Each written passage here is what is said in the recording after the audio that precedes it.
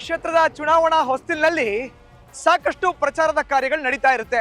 ಪ್ರತಿಯೊಬ್ಬ ನಾಯಕ ಕೂಡ ನಾನು ಈ ಬಾರಿ ಉಮೇದುವಾರಿಕೆ ಸಲ್ಲಿಸಿದ್ದೇನೆ, ಗೆಲ್ಲೋದೊಂದೇ ನನ್ನ ಗುರಿ ಅನ್ನೋದನ್ನ ಮನಸ್ಸಲ್ಲಿ ಇಟ್ಕೊಂಡು ತನ್ನ ಗೆಲುವಿನತ್ತ ಹೆಜ್ಜೆ ಹಾಕ್ತಾ ಇರ್ತಾನೆ. ಹಾಗಾದ್ರೆ ಚುನಾವಣಾ ಅಖಾಡದಲ್ಲಿ ರಾಜಕಾರಣಿಗಳ ನಡೆ ಹೇಗಿರುತ್ತೆ, ಅವರ ದಿನಚರಿ ಹೇಗಿರುತ್ತೆ, ಪ್ರತಿನಿತ್ಯ ಅವರ ಪ್ರಚಾರದ ಕಾರ್ಯವೈಖರಿ ಹೇಗಿರುತ್ತೆ, ಅವರ ಬೆಳಗಿನ ತಿಂಡಿ, ಮಧ್ಯಾಹ್ನದ ಊಟ, ರಾತ್ರಿಯ ಊಟ, ಸಭೆ ಸಮಾರಂಭ, ಪ್ರಚಾರದ ವೇದಿಕೆಯಲ್ಲಿ ಅಬ್ಬರಿಸೋ ಅಂತ ತಂತ್ರ ಪ್ರತಿತಂತ್ರಗಳು ಹೇಗಿರುತ್ತೆ ಅನ್ನೋದನ್ನ ನೋಡೋ ವಿಶೇಷ ಕಾರ್ಯಕ್ರಮನೇ ಫಾಲೋ ದಿ ಲೀಡರ್. ನಾನು ಮಧುಸೂದನ್.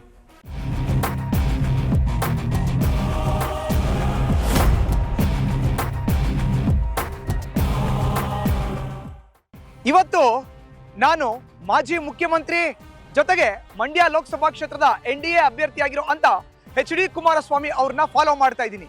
ಇವತ್ತು ಇಡೀ ದಿನ ನ್ಯೂಸ್ ಫಸ್ಟ್ HD ಕುಮಾರಸ್ವಾಮಿ ಅವರು ಎಲ್ಲೆಲ್ಲ ಹೋಗ್ತಾರೆ, ಏನೆಲ್ಲ ಮಾಡ್ತಾರೆ, ಅವರ ಪ್ರಚಾರದ ಕಾರ್ಯವೈಖರಿ ಹೇಗಿರುತ್ತೆ, ಅವ್ರನ್ನ ಫಾಲೋ ಮಾಡುತ್ತೆ. ಮಂಡ್ಯ ಲೋಕಸಭಾ ಕ್ಷೇತ್ರದ NDA ಅಭ್ಯರ್ಥಿ HD ಕುಮಾರಸ್ವಾಮಿ ಅವರು ಮೈಸೂರಿನಲ್ಲಿ ವಾಸ್ತವ್ಯ ಹೂಡಿದ್ದಾರೆ. ಮೈಸೂರಿನಿಂದ ಇವತ್ತು ತಮ್ಮ ಪ್ರಚಾರ ಕಾರ್ಯವನ್ನ ಆರಂಭ ಮಾಡ್ತಾರೆ. ಬನ್ನಿ ಹಾಗಾದ್ರೆ ಮೈಸೂರು ಸೇರಿದಂತೆ ಎಲ್ಲೆಲ್ಲ ಕುಮಾರಸ್ವಾಮಿ ಹೋಗ್ತಾರೆ ನೋಡೋಣ.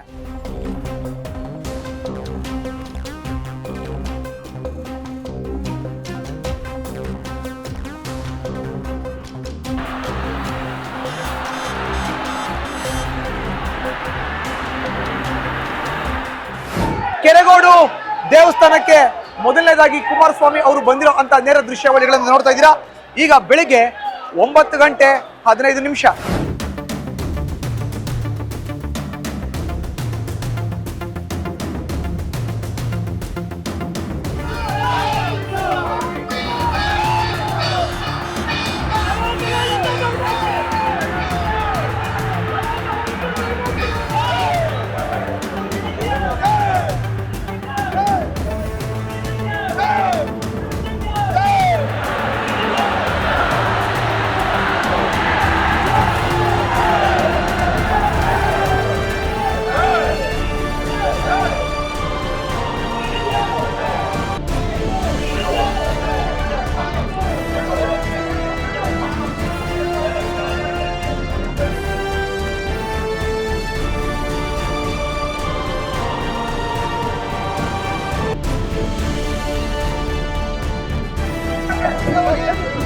ನೋಡ್ತಾ ಇದೀವಿ. ಕೆರೆಗೋಡಿನಲ್ಲಿ ನೇರವಾಗಿ ಕುಮಾರಸ್ವಾಮಿ ಅವರಿಗೆ ಅದ್ದೂರಿ ಸ್ವಾಗತವನ್ನ, ಪೂರ್ಣ ಕುಂಭದ ಸ್ವಾಗತವನ್ನ ಜನ ಕೋರ್ತಾ ಇದ್ದಾರೆ. ಈಗಷ್ಟೇ ಕೆರೆಗೋಡು ಗ್ರಾಮಕ್ಕೆ ಬಂದಿದ್ದಾರೆ. ಸಮಯ 9:15.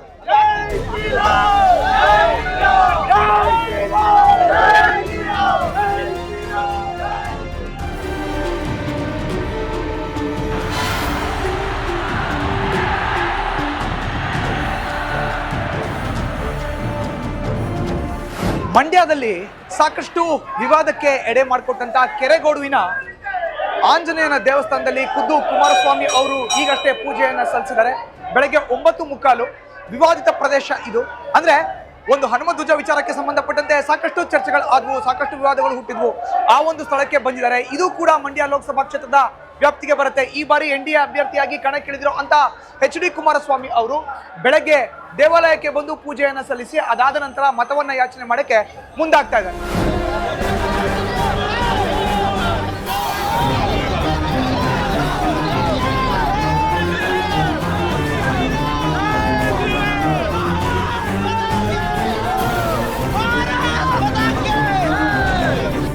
ಮಂಡ್ಯದ ಕೆರೆಗೋಡುವಿನ ದೇವಾಲಯಕ್ಕೆ ಭೇಟಿಯನ್ನು ಕೊಟ್ಟಂತ HD ಕುಮಾರಸ್ವಾಮಿ ಅವರು ಈಗ ಮಂಡ್ಯ ಸಿಟಿಗೆ ಆಗಮಿಸಿದ್ದಾರೆ. ಅಮರಾವತಿ ಚಂದ್ರಶೇಖರ್ ಅವರ ನಿವಾಸದಲ್ಲಿ ಮುಖಂಡರ ಜೊತೆ ಸಭೆಯನ್ನು ಕೂಡ ಮಾಡೋರು ಇದ್ದಾರೆ. ಈಗಷ್ಟೇ ಅಮರಾವತಿ ಚಂದ್ರಶೇಖರ್ ಅವರ ನಿವಾಸಕ್ಕೆ ಆಗಮಿಸಿರೋ ಅಂತ ಕುಮಾರಸ್ವಾಮಿ ಅವರನ್ನ ನೋಡ್ತಾ ಇದ್ರಿ. ಈಗ ಸಮಯ ಬೆಳಗ್ಗೆ 10:15.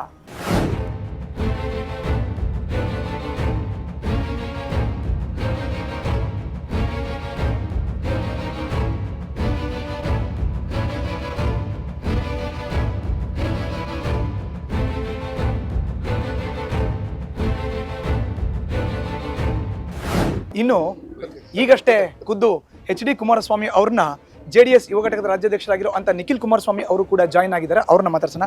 ನಿಖಿಲ್ ಕುಮಾರಸ್ವಾಮಿ ಅವರೇ, ಮಂಡ್ಯ ಅಖಾಡದಲ್ಲಿ ಈ ಬಾರಿ HD ಕುಮಾರಸ್ವಾಮಿ ಅವರು NDA ಅಭ್ಯರ್ಥಿ, ತಾವು ಕೂಡ ಈಗ ಬಂದಿದ್ದೀರಿ.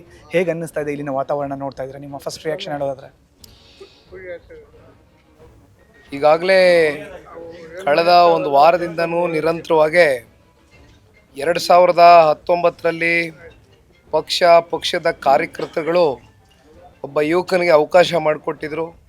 ಹತ್ತತ್ರ 5.25 ಲಕ್ಷ ಜನ ಮತದಾರರು ನನಗೆ ಆಶೀರ್ವಾದ ಮಾಡಿರ್ತಕ್ಕಂಥದ್ದು. ನನ್ನ ಮೇಲೆ ಹೆಚ್ಚಿನ ಜವಾಬ್ದಾರಿ ಇದೆ, ನಿರೀಕ್ಷೆಗಳಿದೆ.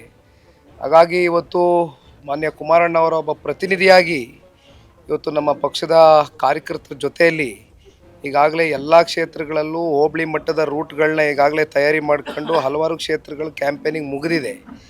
ಇವತ್ತು ವಿಶೇಷವಾಗಿ KR ಪೇಟೆ ವಿಧಾನಸಭಾ ಕ್ಷೇತ್ರದಲ್ಲಿ ಒಂದು ಬಹಿರಂಗ ಸಭೆ ನಡೀತಾ ಇದೆ. ಹಾಗಾಗಿ ಅಲ್ಲಿಂದ ಚನ್ನರಾಯಪಟ್ಟಣಕ್ಕೆ ಹೋಗಿ ಕುಣಿಗಲ್ಗೆ ಹೋಗಿ ಕನಕಪುರದಲ್ಲಿ ಮುಕ್ತಾಯ ಮಾಡ್ತಾ ಇದ್ದೇನೆ.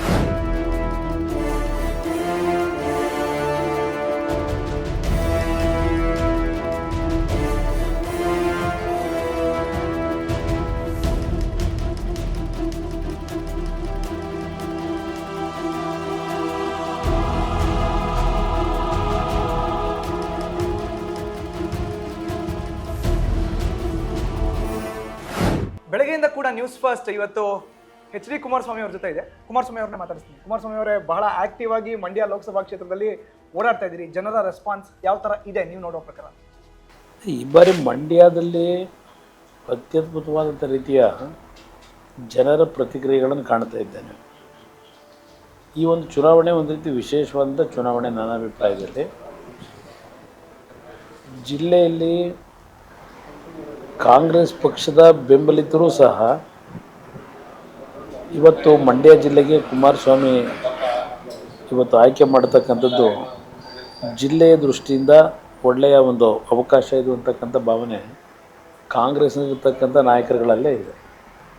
ಹೊರನೋಟಕ್ಕೆ ಅವರು ಏನೇ ಹಣದ ಮುಖಾಂತರ ನಾವು ಚುನಾವಣೆಯಲ್ಲಿ ಗೆಲ್ಲಬಹುದು ಅಂತಕ್ಕಂಥ ಭಾವನೆಗಳನ್ನು ಆಡ್ತಾರೆ. ಹಣದ ಮೇಲೆ ಈ ಚುನಾವಣೆ ನಡೀತಾ ಇಲ್ಲ. ಇಲ್ಲಿಯ ಒಂದು ಸ್ಥಿತಿಗಳೇನಿದೆ ಆ ಒಂದು ಹಿನ್ನೆಲೆಯಲ್ಲಿ ನಡೀತಾ ಇರತಕ್ಕಂಥ ಚುನಾವಣೆ ನನ್ನ ಅಭಿಪ್ರಾಯದಲ್ಲಿ. ನನ್ನ ಕಡೆಯ ಪ್ರಶ್ನೆ ಸರ್, ಹಳೆ ಮೈಸೂರು ಭಾಗಕ್ಕೆ ಪ್ರಧಾನಿ ನರೇಂದ್ರ ಮೋದಿ ಅವರು ಬಂದು ಮೈಸೂರಲ್ಲಿ ಒಂದು ಸಮಾವೇಶವನ್ನು ನಡೆಸಿದ್ದಾರೆ. ಈಗ ಒಟ್ಟಾರೆ ನರೇಂದ್ರ ಮೋದಿ ನೇತೃತ್ವ, ದೇವೇಗೌಡರ ಮಾರ್ಗದರ್ಶನ, ತಾವು ಮಾಜಿ ಮುಖ್ಯಮಂತ್ರಿಗಳಾಗಿ ಈ ಭಾಗದಲ್ಲಿ ಕಂಟೆಸ್ಟ್ ಮಾಡಿರೋ ಅಂಥದ್ದು ಎಲ್ಲವೂ ಸೇರಿ ಹಳೆ ಮೈಸೂರು ಭಾಗದ ಮೊದಲ ಹಂತದಲ್ಲಿ ನಡೆಯುವಂಥ 14 ಲೋಕಸಭಾ ಕ್ಷೇತ್ರದ ಮತದಾರರಿಗೆ ನ್ಯೂಸ್ ಫಸ್ಟ್ ಮೂಲಕ ಏನು ಹೇಳಕ್ಕೆ ಇಷ್ಟಪಡ್ತೀನಿ. ಈಗ ನಾನು ನರೇಂದ್ರ ಮೋದಿಯವರು ಈ ಭಾಗದಲ್ಲಿ ಈಗಾಗಲೇ 2 ಕಾರ್ಯಕ್ರಮದಲ್ಲಿ ಭಾಗವಹಿಸಿದ್ದಾರೆ.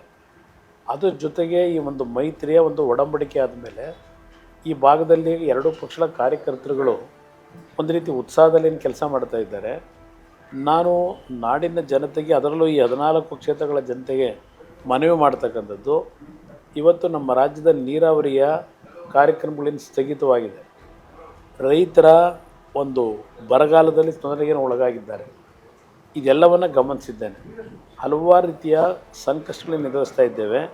ಕೇಂದ್ರ ಸರ್ಕಾರದಲ್ಲಿ ಕಳೆದ 77 ವರ್ಷಗಳಿಂದ ಹಲವಾರು ಕಾರ್ಯಕ್ರಮಗಳಿಗೆ ನೆನೆಗೊದಗಿ ಬಿದ್ದಿದೆ. ಅದು ಎಲ್ಲವನ್ನು ಜಾರಿಗೆ ತರಲಿಕ್ಕೆ ಮೊದಲನೇ ಹಂತದ 14 ಸ್ಥಾನಗಳನ್ನು BJP ಮತ್ತು JDSನ ಅಭ್ಯರ್ಥಿಗಳನ್ನು ಆಯ್ಕೆ ಮಾಡಿ ಕಳಿಸಿ, ನಾವು ಮುಂದಿನ ದಿನಗಳಲ್ಲಿ ಈ ನಮ್ಮ ಎಲ್ಲ ಬೇಡಿಕೆಗಳನ್ನು ಜಾರಿಗೆ ತರ್ತಕ್ಕಂಥದ್ರಲ್ಲಿ ನಾವು ಸಣ್ಣ ಪ್ರಮಾಣದಲ್ಲೂ ನಾವೇನಾದರೂ ವಿಫಲರಾದರೆ ಮತ್ತೆಂದು ಚುನಾವಣೆಗೆ ನಿಲ್ಲೋದಿಲ್ಲ. ಇದು ನನ್ನ ವಾಗ್ದಾನ ಈ ಭಾಗದಲ್ಲಿ ಜನತೆ. Thank you sir, all the best.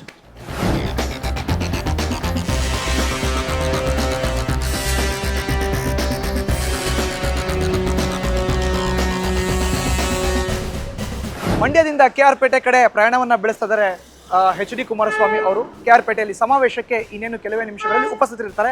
ಸಮಯ ಈಗ 12 ಗಂಟೆ.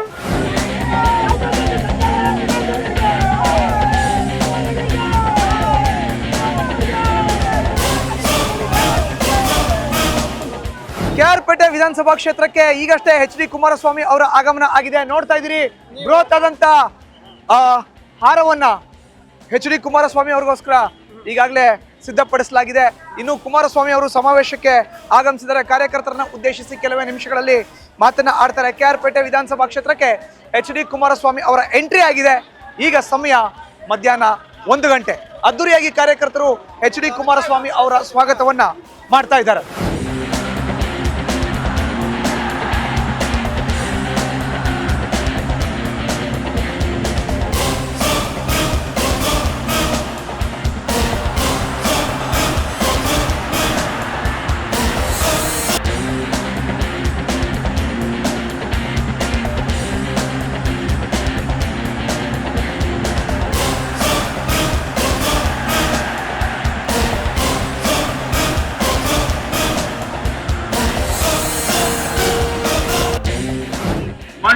ಲೋಕಸಭಾ ಕ್ಷೇತ್ರದಲ್ಲಿ ಇವತ್ತು ಬಿಜೆಪಿ ಮತ್ತು ಜೆಡಿಎಸ್ ಪಕ್ಷದ ಎಲ್ಲ ಕಾರ್ಯಕರ್ತರು ಕೂಡ ತೀರ್ಮಾನ ಮಾಡಿದ್ರು. ಮಂಡ್ಯ ಲೋಕಸಭಾ ಕ್ಷೇತ್ರದಲ್ಲಿ ಯಾವುದೇ ಕಾರಣಕ್ಕೂ ಈ ಕ್ಷೇತ್ರದ ಪ್ರಜ್ಞಾವಂತ ಮತದಾರರು ಹಣಕ್ಕೆ ಮಾರ್ಕೊಳ್ತಕ್ಕಂತ ಮತದಾರರು ಮಂಡ್ಯ ಲೋಕಸಭಾ ಕ್ಷೇತ್ರದಲ್ಲಿ ಇಲ್ಲ. ಮಂಡ್ಯ ಕ್ಷೇತ್ರದಲ್ಲಿರ್ತಕ್ಕಂಥ ಪ್ರಜ್ಞಾವಂತ ಮತದಾರರು ಹಣಕ್ಕೆ ಮಾರ್ಕೊಳ್ಳೋದಿಲ್ಲ. ಆದ್ರೆ ಒಬ್ಬ ಜನನಾಯಕನನ್ನು ನಾವು ಆಯ್ಕೆ ಮಾಡ್ತೇವೆ ಅಂತೇಳಿ ಎಚ್ ಡಿ ಕುಮಾರಸ್ವಾಮಿ ಅವ್ರನ್ನ ಇವತ್ತು ತನ್ನ ಅಭ್ಯರ್ಥಿಯನ್ನಾಗಿ ಇವತ್ತು ಮತದಾರ ಇವತ್ತು ತೀರ್ಮಾನ ಮಾಡಿರ್ತಕ್ಕಂಥದ್ದು.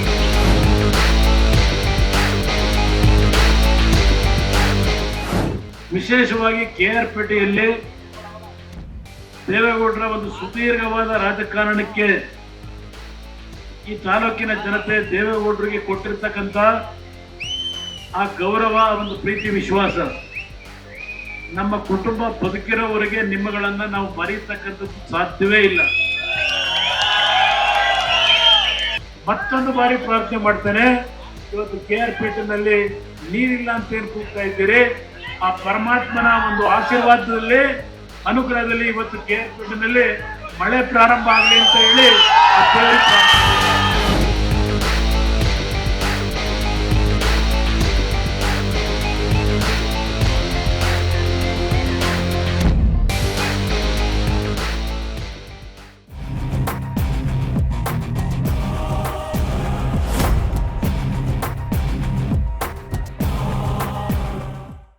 ಮಂಡ್ಯ ಲೋಕಸಭಾ ಕ್ಷೇತ್ರದ ವ್ಯಾಪ್ತಿಯ ಕೆಆರ್ ಪೇಟೆಯಲ್ಲಿ ಬೃಹತ್ ಸಮಾವೇಶವನ್ನ ಉದ್ದೇಶಿಸಿ ಕುಮಾರಸ್ವಾಮಿ ಅವರು ಮಾತನ್ನ ಆಡಿದ್ದಾರೆ. ರಾಜ್ಯ ಸರ್ಕಾರದ ವಿರುದ್ಧ ವಾಗ್ದಾಳಿಯನ್ನು ನಡೆಸಿದ್ದಾರೆ. ನನಗೆ ರಾಜಕೀಯವಾಗಿ ಜನ್ಮ ಕೊಟ್ಟಂತದ್ದು ರಾಮನಗರ ಜಿಲ್ಲೆ, ಆದ್ರೆ ನಾನು ಹುಟ್ಟಿದ ಹಾಸನ. ಆದ್ರೆ ನಾನು ಈ ಬಾರಿ ಮತದಾರರ ಮುಂದೆ ಬಂದಿದ್ದೀನಿ ಮಂಡ್ಯ ಜಿಲ್ಲೆಗೋಸ್ಕರ. ನಾನು ಬೇರೆಯವನಲ್ಲ, ಪಕ್ಕದ ಜಿಲ್ಲೆಯವನೇ, ನಾನು ನಿಮ್ಮನೆ ಮಗ ಅನ್ನೋ ಒಂದು ಮಾತನ್ನ ಉಲ್ಲೇಖ ಮಾಡಿದ್ದಾರೆ. ನೇರವಾಗಿ ಕೆಆರ್ ಪೇಟೆಯ ಸಮಾವೇಶವನ್ನ ಮುಗಿಸಿ ಮಂಡ್ಯ ಲೋಕಸಭಾ ಕ್ಷೇತ್ರವನ್ನ ನೆಕ್ಸ್ಟ್ ಹಾಸನ ಲೋಕಸಭಾ ಕ್ಷೇತ್ರದ ಗಮನ ಹರಿಸೋದಕ್ಕೆ ಖುದ್ದು ಕುಮಾರಸ್ವಾಮಿ ಅವರು ಹೊರಟಿದ್ದಾರೆ ಚನ್ನರಾಯಪಟ್ಟಣದ ಕಡೆ. ಈಗ ಸಮಯ ಮಧ್ಯಾಹ್ನ 3 ಗಂಟೆ.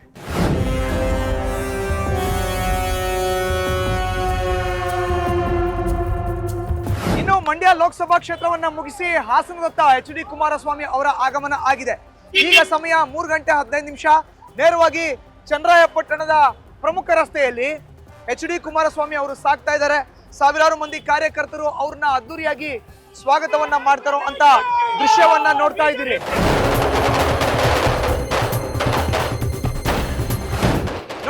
ಚನ್ನರಾಯಪಟ್ಟಣದ ಪ್ರಮುಖ ರಸ್ತೆಯಲ್ಲಿ ಖುದ್ದು ಎಚ್ ಡಿ ಕುಮಾರಸ್ವಾಮಿ ಅವರು ಹಾಸನ ಲೋಕಸಭಾ ಕ್ಷೇತ್ರದ ಎನ್ಡಿಎ ಅಭ್ಯರ್ಥಿ ಪ್ರಜ್ವಲ್ ರೇವಣ್ಣರ ಪರ ಪ್ರಚಾರವನ್ನ ಮಾಡ್ತಿರುವಂತಹ ದೃಶ್ಯಗಳನ್ನ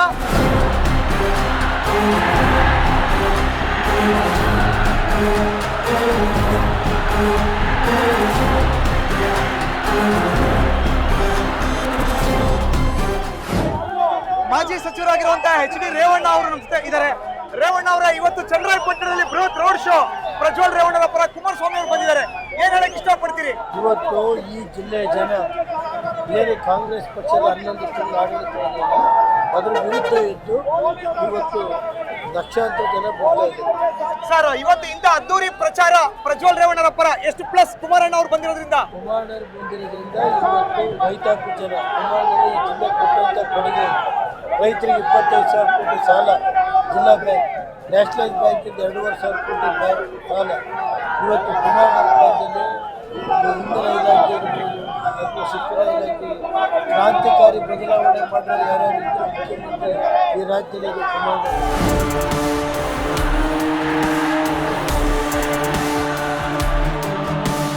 ಹಾಸನ ಲೋಕಸಭಾ ಕ್ಷೇತ್ರದ ಆಕಾರದಲ್ಲಿ ಎಚ್ ಡಿ ಕುಮಾರಸ್ವಾಮಿ ಅವರು ಭರ್ಜರಿಯಾಗಿ ರೋಡ್ ಶೋ ನಡೆಸ್ತಾ ಇದ್ದಾರೆ. ನೋಡ್ತಾ ಇದ್ದೀರಿ ಕುಮಾರಸ್ವಾಮಿ ಅವರ ಪ್ರಜ್ವಲ್ ರೇವಣ್ಣರ ಪರ ಮತ್ತೊಮ್ಮೆ ರೋಡ್ ಶೋ. ಇವತ್ತು ಹೇಗನ್ನಿಸ್ತಾ ಇದೆ ಹಾಸನ ಜಿಲ್ಲೆ, ನಿಮಗೆ ಜನ್ಮ ಕೊಟ್ಟಂತ ತವರು ಜಿಲ್ಲೆ? ಈಗಾಗಲೇ ಹಾಸನ ಜಿಲ್ಲೆಯಲ್ಲೂ ಪ್ರಾರಂಭಿಕ ಹಂತದಲ್ಲಿ ಒಂದು ರೀತಿಯ ಗೊಂದಲಗಳೇನಿತ್ತು, ಅದೆಲ್ಲ ನಿವಾರಣೆ ಮಾಡಿ ದೇವೇಗೌಡರ ಮಾರ್ಗದರ್ಶನದಲ್ಲಿ ಇವತ್ತು ರೇವಣ್ಣ ಅವರ ನೇತೃತ್ವದಲ್ಲಿ ಎಲ್ಲರೂ ಜೊತೆಗೂಡಿ ಕಾರ್ಯಕರ್ತರುಗಳು ಇವತ್ತು ಪ್ರಜ್ವಲ್ ರೇವಣ್ಣ ಅವರ ಗೆಲುವಿಗೆ ಶ್ರಮ ಏನಾಗ್ತಾ ಇದ್ದಾರೆ. ಆ ಶ್ರಮಕ್ಕೆ ಜಿಲ್ಲೆಯ ಜನತೆಯೂ ಸಹ ಸಂಪೂರ್ಣ ಸಹಕಾರ ಕೊಟ್ಟಿದ್ದಾರೆ. ಕಾರ್ಯಕರ್ತರು ಸಹ ಬಹಳ ದೊಡ್ಡ ಮಟ್ಟದಲ್ಲಿ ಪ್ರಜ್ವಲ್ ಅವರ ಒಂದು ಗೆಲುವಿಗೆ ಅವರ ಎಲ್ಲರ ಸಹಕಾರ ಇದೆ. ಅದರಿಂದ ಈ ಒಂದು ಹಾಸನ ಜಿಲ್ಲೆಯಿಂದ ಪ್ರಜ್ವಲ್ ರೇವಣ್ಣವರು ಗೆಲ್ತಕ್ಕಂಥಲ್ಲಿ ಯಾವುದೇ ಸಂಶಯ ಇಲ್ಲ.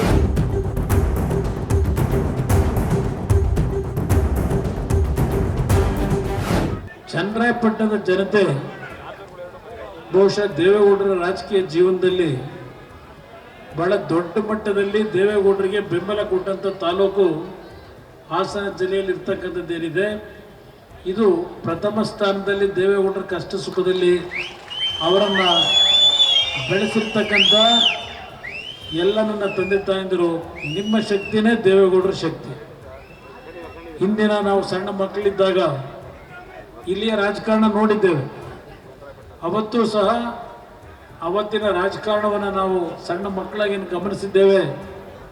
ಇವತ್ತು ಚನ್ನರಾಯಪಟ್ಟಣ ತಾಲೂಕಿನಲ್ಲಿ ದೇವೇಗೌಡರ ಹೆಸರನ್ನ ಕೇಳಿದಾಗ ನೀವು ತೋರಿಸ್ತಕ್ಕಂಥ ಅಭಿಮಾನ ಪ್ರೀತಿಗೆ ನಾವು ಯಾರೂ ಬೆಲೆ ಕಟ್ಟಲಿಕ್ಕೆ ಸಾಧ್ಯ ಇಲ್ಲ.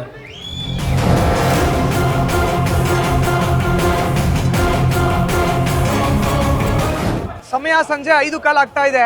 ಹಾಸನ ಲೋಕಸಭಾ ಕ್ಷೇತ್ರದ ಚನ್ನರಾಯಪಟ್ಟಣ ವಿಧಾನಸಭಾ ಕ್ಷೇತ್ರದಲ್ಲಿ ಸಮಾವೇಶವನ್ನು ಉದ್ದೇಶಿಸಿ ಮಾತನಾಡಿ ಕುಮಾರಸ್ವಾಮಿ ಅವರು ಈಗಷ್ಟೇ ವೇದಿಕೆಯಿಂದ ಹೊರನಡೆದಿರುವಂಥ ದೃಶ್ಯಾವಳಿಗಳನ್ನು ನೋಡ್ತಾ ಇದ್ರಿ. ಮುಂದೆ ಬೆಂಗಳೂರು ಗ್ರಾಮಾಂತರ ಲೋಕಸಭಾ ಕ್ಷೇತ್ರಕ್ಕೆ ಕುಮಾರಸ್ವಾಮಿ ಅವರು ಪ್ರವಾಸವನ್ನ ಮಾಡುವಂಥವ್ರು ಇದ್ದಾರೆ, ಪ್ರಯಾಣವನ್ನ ಮಾಡುವಂಥವ್ರು ಇದ್ದಾರೆ. ಹಾಸನ ಆಯ್ತು, ಈಗ ಬೆಂಗಳೂರು ಗ್ರಾಮಾಂತರದ ಸರದಿ. ಬೆಂಗಳೂರು ಗ್ರಾಮಾಂತರ ಲೋಕಸಭಾ ಕ್ಷೇತ್ರದ ವ್ಯಾಪ್ತಿಗೆ ಬರೋ ಅಂತ ಕುಣಿಗಲ್ನಲ್ಲಿ ಎಚ್.ಡಿ. ಕುಮಾರಸ್ವಾಮಿ ಅವರು ತಮ್ಮ ಪ್ರಚಾರ ಕಾರ್ಯವನ್ನ ಆರಂಭ ಮಾಡಿದ್ದಾರೆ. ಸಮಾವೇಶದಲ್ಲಿ ಕೂಡ ಭಾಗಿಯಾಗಿದ್ದಾರೆ. ಕುಣಿಗಲ್ ನಗರದಲ್ಲಿ ಆಟದ ಮೈದಾನದಲ್ಲಿ ಸಮಾವೇಶದಲ್ಲಿ ಭಾಗಿಯಾಗಿದ್ದಾರೆ. ಬನ್ನಿ ಕುಮಾರಸ್ವಾಮಿ ಅವರು ಏನೆಲ್ಲ ಮಾತನ್ನ ಆಡ್ತಾರೆ ಈ ಪ್ರಚಾರ ಕಾರ್ಯದಲ್ಲಿ ನೋಡೋಣ.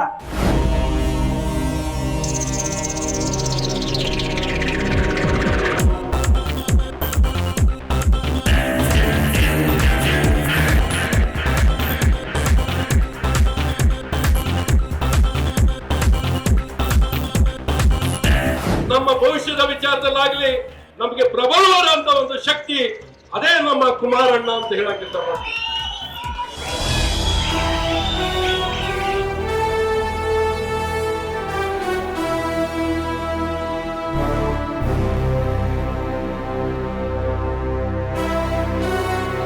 ಬೆಂಗಳೂರು ಗ್ರಾಮಾಂತರ ಲೋಕಸಭಾ ಕ್ಷೇತ್ರದ ವ್ಯಾಪ್ತಿಯಲ್ಲಿ ಇದ್ದೀವಿ. ಕುಣಿಗಲ್ನಲ್ಲಿ ಬೃಹತ್ ಸಮಾವೇಶ ಕೂಡ ನಡೀತಾ ಇದೆ. ಬೆಂಗಳೂರು ಗ್ರಾಮಾಂತರ ಲೋಕಸಭಾ ಕ್ಷೇತ್ರದ ಬಿಜೆಪಿ ಅಭ್ಯರ್ಥಿ ಡಾಕ್ಟರ್ ಸಿ.ಎನ್. ಮಂಜುನಾಥ್ ಪರ ಎಚ್.ಡಿ. ಕುಮಾರಸ್ವಾಮಿ ಅವರು ಬೃಹತ್ ಸಮಾವೇಶವನ್ನು ಉದ್ದೇಶಿಸಿ ಮಾತನಾಡ್ತಿದ್ದಾರೆ, ಜೊತೆಗೆ ಮತವನ್ನ ಕೂಡ ಯಾಚನೆ ಮಾಡ್ತಿದ್ದಾರೆ. ವಿಶೇಷ ಏನು ಅಂತ ಹೇಳಿದ್ರೆ ಇದೇ ಸಮಾವೇಶಕ್ಕೆ ಡಾಕ್ಟರ್ ಸಿ.ಎನ್. ಮಂಜುನಾಥ್ ಅವರ ಪತ್ನಿ ಅವರು ಕೂಡ ಆಗಮಿಸಿದ್ದಾರೆ. ಅವ್ರನ್ನ ಮಾತಾಡಿಸ್ತೀನಿ. ಈಗ ನಿಮ್ಮ ಸಹೋದರರು ರಾಜಕಾರಣದಲ್ಲಿ ಗುರುತಿಸ್ಕೊಂಡಂತವ್ರು, ತಮ್ಮ ತಂದೆ ಅವರು ಕೂಡ ರಾಜಕಾರಣದಲ್ಲಿ ಗುರುತಿಸ್ಕೊಂಡಂತವ್ರು, ನೀವು ಏನೇನು ಸಲಹೆ ಕೊಟ್ಟಿದ್ದೀರಿ ಡಾಕ್ಟರ್ ಸಿ.ಎನ್. ಮಂಜುನಾಥ್ ಅವರಿಗೆ? ಯಾಕಂದ್ರೆ ಇದನ್ನೆಲ್ಲ ತುಂಬಾ ಹತ್ತಿರದಿಂದ ನೋಡಿ. ನಾವು ಅನಿರೀಕ್ಷಿತವಾಗಿ ರಾಜಕೀಯಕ್ಕೆ ಬಂದವರು, ನಾನಾಗಲಿ ಅವರಾಗಲಿ ನಾವು ರಾಜಕೀಯಕ್ಕೆ ಬರ್ತೀವಿ ಅಂತ ಅಂದ್ಕೊಂಡಿದ್ದಿದ್ದಿಲ್ಲ. ಬಟ್ ಎಲ್ಲರ ಒತ್ತಾಸೆ ಮೇಲೆ ನಾವು ಬಂದಿದ್ದೀವಿ. ಈಗ ನಾನು ಅವ್ರಿಗೆ ಹೇಳ್ತಿರೋದು, ಎಲ್ಲೇ ಹೋದರೂ ಮೊಟ್ಟ ಮೊದಲಾಗಿ ನಿಮ್ಮ ಸಾಧನೆ ಬಗ್ಗೆ ಹೇಳಿ, ಅದರ ನಂತರ ನೀವು ಏನು ಸೇವೆ ಮಾಡ್ತೀರಾ ಅನ್ನೋದನ್ನು ಹೇಳಿ. ಇವೆರಡೇ ನಮ್ಮಲ್ಲಿರಬೇಕಾದದ್ದು ಅಂತ ಹೇಳಿ. ಕುಣಿಗಲ್ನಿಂದ ನೇರವಾಗಿ ಕನಕಪುರ ಹತ್ರ ಪ್ರಯಾಣವನ್ನ ಬೆಳೆಸ್ತಾರೆ ಎಚ್.ಡಿ. ಕುಮಾರಸ್ವಾಮಿ ಅವರು. ಮಾರ್ಗ ಮಧ್ಯದಲ್ಲಿ ಚಂದ್ರಮೌಳೇಶ್ವರ ಸ್ವಾಮಿ ದೇವಾಲಯದ ದರ್ಶನಕ್ಕೂ ಕೂಡ ಆಗಮಿಸಿದ್ದಾರೆ. ಅವ್ರ ಜೊತೆ ಶಾಸಕರಾಗಿರುವಂತಹ ಡಾಕ್ಟರ್ ಸಿ.ಎನ್. ಅಶ್ವತ್ಥನಾರಾಯಣ ಕೂಡ ಇದ್ದಾರೆ. ನೇರವಾಗಿ ದೇವರ ದರ್ಶನ ಮಾಡಲಿಕ್ಕೋಸ್ಕರ ಕುಮಾರಸ್ವಾಮಿ ಅವರು ರಾತ್ರಿ 8 ಗಂಟೆ ಸುಮಾರಿಗೆ ಆಗಮಿಸಿರುವಂತಹ ದೃಶ್ಯವನ್ನು ನೋಡ್ತಾ ಇದ್ದೀವಿ.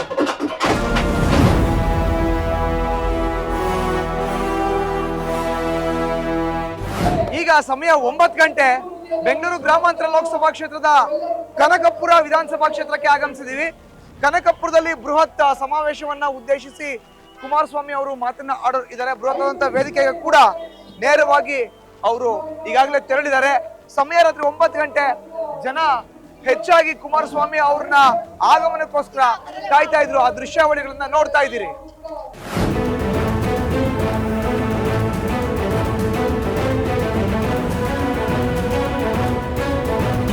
ಸಮಯ ರಾತ್ರಿ 11:15. ಈಗಷ್ಟೇ ಎಚ್.ಡಿ. ಕುಮಾರಸ್ವಾಮಿ ಅವರು ಬೆಂಗಳೂರಿನ ತಮ್ಮ ಜೆ.ಪಿ. ನಗರದ ನಿವಾಸಕ್ಕೆ ಆಗಮಿಸಿದ್ದಾರೆ. ನ್ಯೂಸ್ ಫಸ್ಟ್ ಜೊತೆ ಇದ್ದಾರೆ, ರಿಯಾಕ್ಷನ್ನ ಕೊಡ್ತಾರೆ. ಸರ್, ಹೇಗಿತ್ತು ಒಟ್ಟಾರೆ ದಿನ? ಬೆಳಗ್ಗೆಯಿಂದ ಮೈಸೂರಿನಿಂದ ಹೊರಟು ಮಂಡ್ಯ, ಕೆ.ಆರ್. ಪೇಟೆ, ಚನ್ನರಾಯಪಟ್ಟಣ, ಕುಣಿಗಲ್, ಕನಕಪುರ ಹೇಗನ್ನಿಸ್ತು ಸರ್ ಓವರ್ ಆಲ್ ಪ್ರವಾಸ? ನಾವು ಇವತ್ತು ಬೆಳಗ್ಗೆ 7:30 ಏನು ಪ್ರಾರಂಭ ಮಾಡಿದ್ದೇನೆ, ಈಗ 11 ಗಂಟೆ.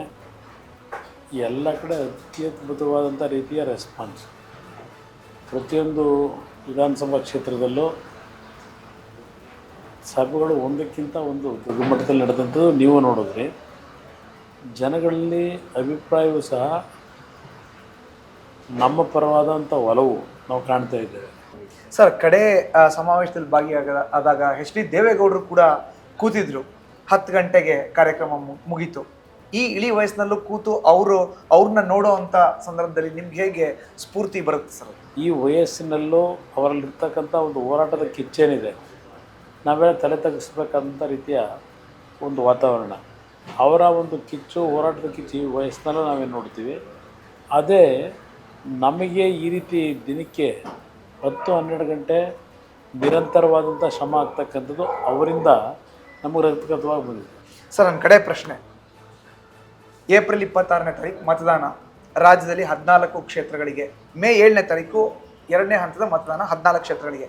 ನ್ಯೂಸ್ ಫಸ್ಟ್ ಮೂಲಕ ರಾಜ್ಯದ ಜನತೆಗೆ HD ಕುಮಾರಸ್ವಾಮಿ ಅವರು JDS ಪಕ್ಷದ ಶಾಸಕಾಂಗ ಪಕ್ಷದ ನಾಯಕರಾಗಿ, ರಾಜ್ಯಾಧ್ಯಕ್ಷರಾಗಿ, ಜೊತೆಗೆ ಈಗ ಮಂಡ್ಯ ಲೋಕಸಭಾ ಕ್ಷೇತ್ರದ ಅಭ್ಯರ್ಥಿಯಾಗಿ ಏನು ಹೇಳಕ್ಕೆ ಇಷ್ಟಪಡ್ತಾರೆ? ನಾನು ನ್ಯೂಸ್ ಫಸ್ಟ್ನ ಎಲ್ಲ ವೀಕ್ಷಕರೇನಿದ್ದೀರಿ, ಇವತ್ತು ನಾನು ಮನವಿ ಮಾಡ್ತಕ್ಕಂಥದ್ದು, ಈ ಒಂದು BJP JDSನ ಮೈತ್ರಿ ನಮ್ಮ ಒಂದು ಸ್ವಾರ್ಥಕ್ಕೆ ಅನ್ನೋದಕ್ಕಿಂತ ಹೆಚ್ಚಾಗಿ ನಮ್ಮ ರಾಜ್ಯದ ಅನೇಕ ಸಮಸ್ಯೆಗಳು, ಜ್ವಲಂತ ಸಮಸ್ಯೆಗಳು ಕೇಂದ್ರ ಸರ್ಕಾರದ ಮುಂದೆನೂ ಹಲವಾರು ವರ್ಷಗಳಿಂದ ನೆನೆಗುದಿಗೆ ಬಿದ್ದಿರ್ತಕ್ಕಂಥದ್ದು.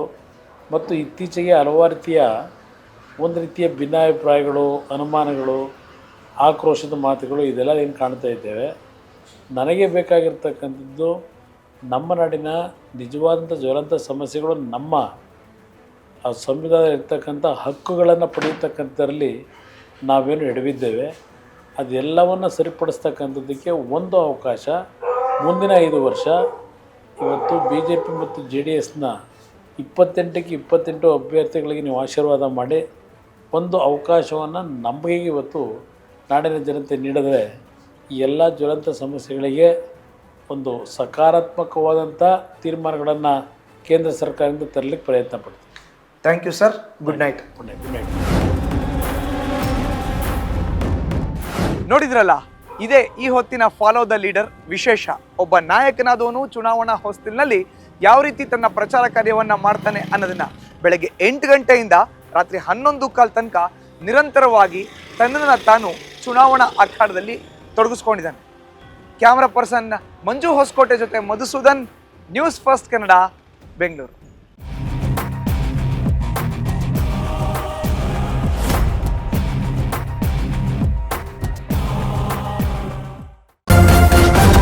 ನ್ಯೂಸ್ ಫಸ್ಟ್, ನಿರ್ಭೀತಿಯಿಂದ ನಿಮ್ಮ ಪರವಾಗಿ.